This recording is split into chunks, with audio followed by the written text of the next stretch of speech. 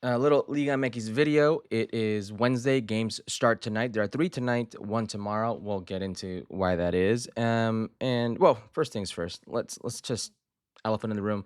Got to get rid of this playing game. This repechaje, if you will. It's just dumb. It's just dumb. Excuse me. For like the third, fourth consecutive year in a row, the teams that are left are 1 through 8. It goes 1 through 6 automatically in, and then 7 and 8 will play a game. 9 and 10 will play another game. If you lose the 7 and 8 game, you get a second bite of the apple against the winner of the 9 and 10 game, or the loser of the 9 and 10 game. I don't even know anymore. It's been a long one, but it's just dumb. It always ends up being 1 versus 8, anyways, and you're just taking up more time and you're dragging out the playoff structure. Oftentimes, you have teams who have to wait 20 plus days before they get competition going again.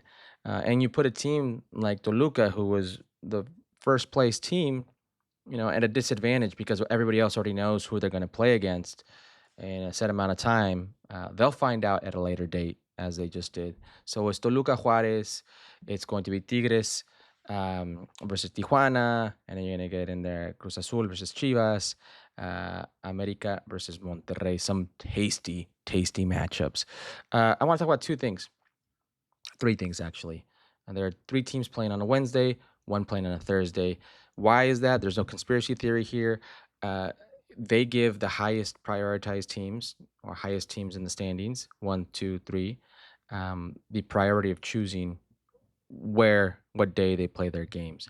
There is a local law because of the security necessary at the Mexico City games between America and anybody else and Cruz Azul and anybody else, that you can't have two games on at the same day, within like a few hours apart. It's just not doable. It's high risk.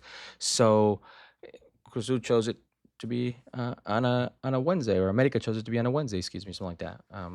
So it was Cruz Azul, I believe, chose it.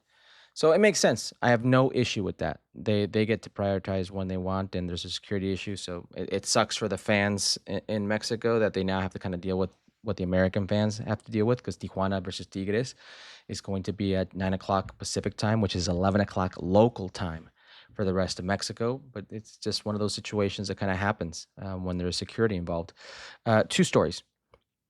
There's this report online circulating that Hilberto Mora, there's a local law, a government law, that like minors aren't allowed to work past, um, I believe, 10 p.m. And obviously the game's at 9 p.m. local time. So it's like, what, Hilberto Mora, the 17-year-old wonder kid's only going to play a half? Uh, I I can't speak to the legality of if and how, or if they will enforce that. All I can tell you is he's been doing that for, I believe, 4 or 5 games already this season. Um, I think they're grasping at straws.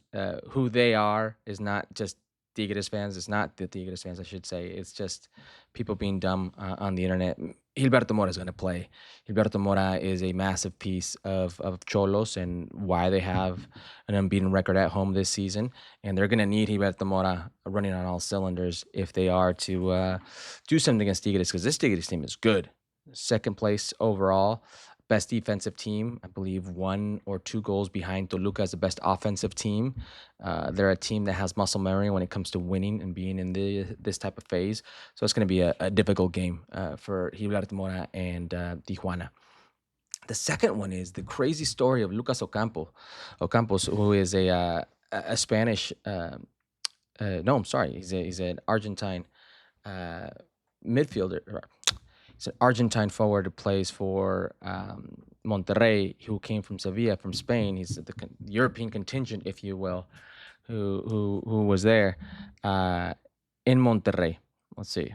He got in Lucas Ocampo a few years back, um, and mixed bag with Monterrey. He's had some good games, some bad games, but he's a fixture nonetheless.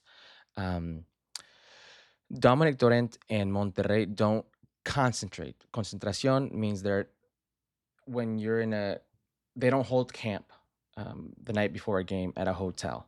So usually in Mexico, if you play on a Saturday or in this case on a Wednesday, Tuesday night, or Friday night, you'd be in a hotel with your team and you'd eat dinner together, you'd eat breakfast together, lunch, and then you head to the stadium together. They don't do that because Dominic Torrent says this is not the way we do it in Spain. It's not the way we do it in some places in Europe. So we're not going to do it here. Um, and I only mention this because he's at home when his daughter, who has equestrian, riding horses, has an accident. His daughter ends up being okay.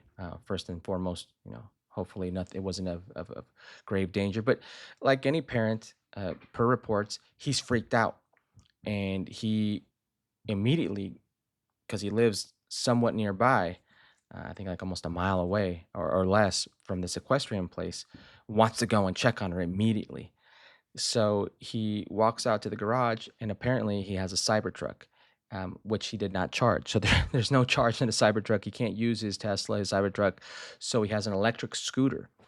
Um, Gets up on the electric scooter, and somewhere along the lines, he tells a story. I told authorities he wakes up bleeding from his cheekbone and his face and fractured wrist and whatnot. And there are actually videos circulating of the incident.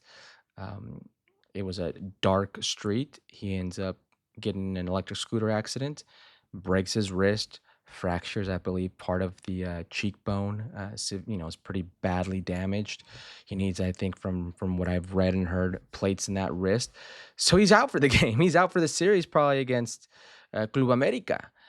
And this happened due to an unfortunate injury. Now, my heart goes out to Lucas and his family because first and foremost, it's your daughter, and if you're a parent, you want to secure their safety. So, would have done the same thing. Would have ran my ass there, to check on her. Secondly, accident happened. Now, would have it not have happened if they concentrated, if they were in camp? Probably not. Somebody within the club would have taken them there. Somebody in the club would have sorted that out. There are things in all athletes' contracts. I've had many contracts, and all of them state that I can't ride, the dune buggies, the razors, the four wheelers, the electric scooters. I can't surf. I can't do anything extreme, motorcycles, et cetera, et cetera. So who knows what's going to happen contract wise? But this puts Monterrey already even more at a disadvantage than they already were against, I would say, against Club America. Monterrey is a team that struggled against big time opposition. So it's one story that I saw today that really, really just made me say, "Wow!" And I wanted to share that with you guys. I don't know if you guys knew about that one. So, anyways, let me know what you think of the two stories or the two reports here in the comments, and also, who do you think is going to win out of these matchups I gave you in the first round? Let's go first game only, home game for the lesser team in standings. All right, drop the comments.